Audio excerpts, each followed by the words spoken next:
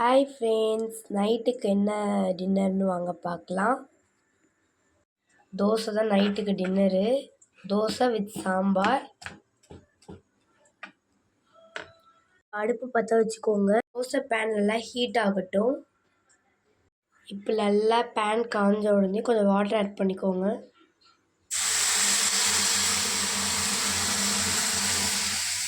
இப்போ நல்லா வெங்காயத்தை நல்லா தடவி விட்டுருங்க. அப்போ தான் தோசை கிராக் ஆகாமல் நல்லா மெல்லிஸாக வரும். இப்போ தோசை எடுத்து ஊற்றிக்கலாம்.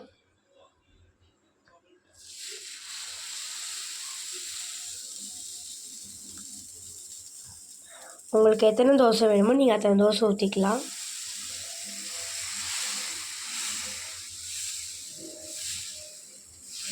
உங்களுக்கு நல்லா மெல்லிஸாக பியாமல் வரணுன்னா நான் சொல்கிற டிக்ஸ் பயன்படுத்துங்க.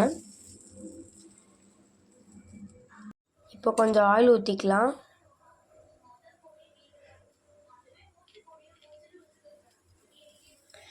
ஆயில் ஊற்றினா பிய்யாமல் வரும்னு சொல்லுவாங்க. ஆயில் ஊற்றினாலும் சரி, ஊற்றாமல் விட்டாலும் சரி, பட் தோசை நல்லா வேகணும். அதுதான் நம்மளுக்கு மெயின். வேகட்டும். ஒரு 5 மினிட்ஸ் நம்ம போயிட்டு சீரியல் பார்த்துட்டு வரலாம். இப்போ நல்லா தோசை வெந்த உடனே எடுத்துக்கலாம். இந்த மாதிரி நல்லா முறுமுறுப்பாக வேக விடுங்க. இல்லைன்னா இந்த மாதிரி தோசை பிஞ்சு தான் வரும். நல்லா இந்த மாதிரி சைடில் ப்ரௌன் கலரில் வர்ற மாதிரி நல்லா வேக விட்டுக்கோங்க. நல்லா எப்படி வெந்திருக்குன்னு பாருங்கள். இப்போ நல்லா ரோஸ்ட் ஆன உடனே தோசையை நம்ம ரிமூவ் பண்ணிடலாம்.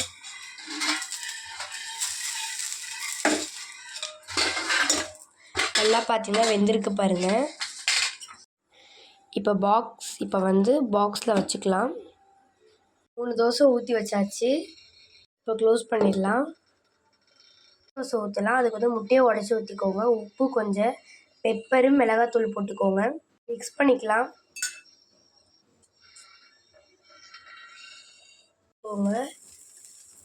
இப்போ நம்ம கலக்கி வச்சுருந்தா முட்டையை ஊற்றிடுங்க ஃபுல்லாக சுற்றி.